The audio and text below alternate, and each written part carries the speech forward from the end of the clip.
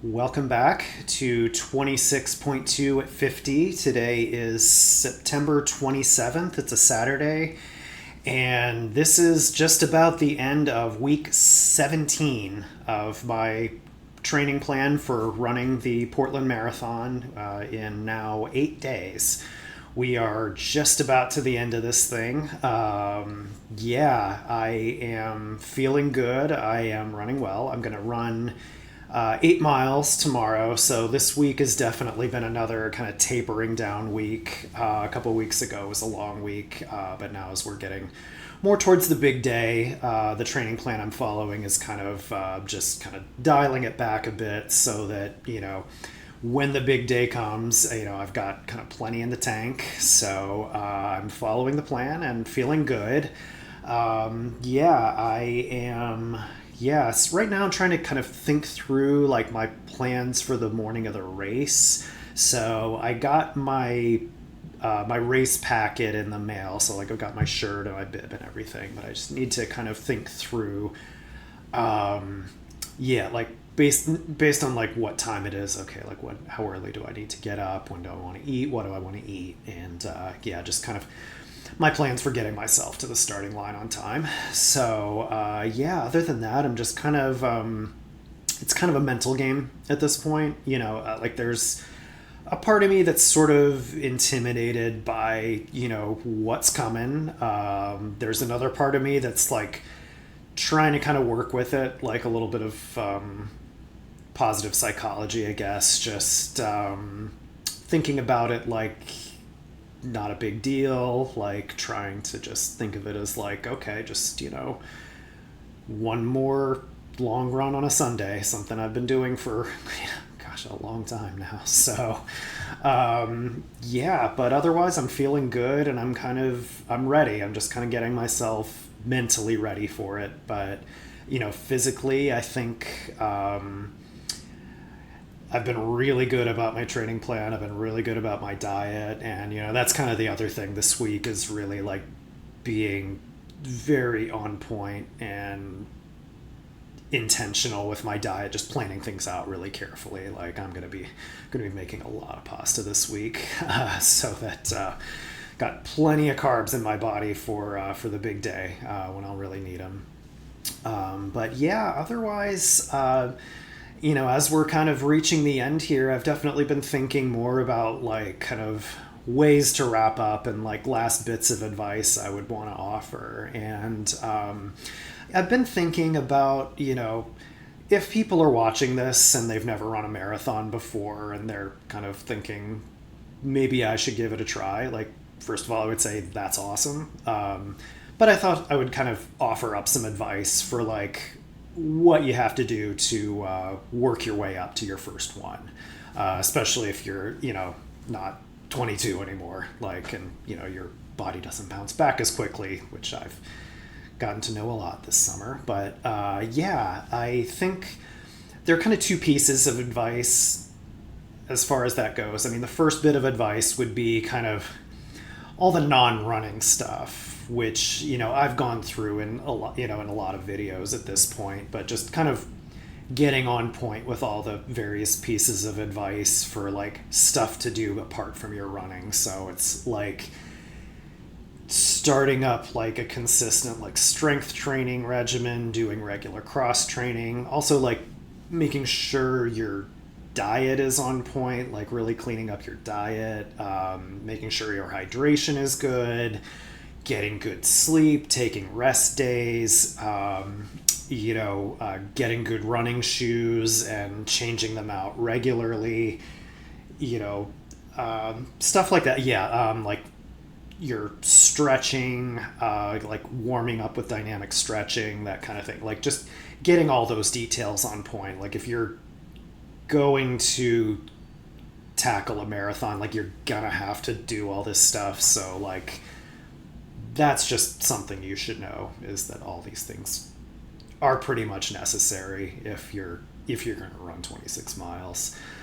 As far as the running side of that, partly one piece of advice I'd give is like build up to it. So just kind of get out there running each week. But like, there's this kind of like, it's like a rule some people refer to. It's like the 10% rule, which is like basically don't increase your mileage for the week more than 10% compared to the previous week. So it's just like, just build up to your mileage. Other thing is don't run too fast when you start to run regularly. Like, yeah, you should, I mean, you can definitely use like a GPS watch to kind of just actually see what your pace is. And rule of thumb is kind of like what people call conversational pace. So that's like, if you were running with someone, would you be able to like comfortably carry on a conversation while you're running? Like if you're like out there running and you're like, gasping for breath, or you're like just busting a gut, like you're running way too fast for distance running. So slow down. The other thing I would say for a first marathon is like, don't worry about your time. Like for your first one, just focus on finishing it. And, if it takes you 5 hours, it takes you 5 hours, but just focus on finishing the first one. So don't worry about running too fast. And, when you're just starting out, if you need to like run a bit and walk a bit and run a bit and walk a bit, just to kind of build up your endurance, like don't sweat that. Like just do that. I would definitely recommend doing some research online and find like a good training plan for a beginner marathoner. So like that, week by week, what runs do they recommend? And the plan I'm following is for an intermediate runner, because I've been doing like a lot of half marathons. My plan was 18 weeks long. Like for a beginner, it might even be like a 20-week plan, maybe even longer than that. And that's fine. Like I would say for running your first one, like give yourself plenty of runway to get yourself ready for that. But yeah, so if you decide you want to do it, I basically kind of like pick a race. And so if you live in a decently large city or near a decently large city and there's a local marathon, you can pick that one. And then like kind of work backward on the calendar. So like say like me, you're going to run a race in like the first weekend in October. So 18-week training plan means you're starting your training right at the beginning of June. If your plan is longer than that, you'll be starting in like May, obviously. And then prior to that, you want to give yourself like several months of just like getting into a routine, running like 3-4 times a week, and just kind of building up your endurance, like building up like the miles that your legs can comfortably deal with in a week. So getting up to like, even like 20-25 miles like within a week, just as a matter of like your aerobic capacity and your endurance. And that might take you like a few months to do. So like if you decide to get into running and just plan to run a marathon, like you might want to think about that's like kind of a year commitment.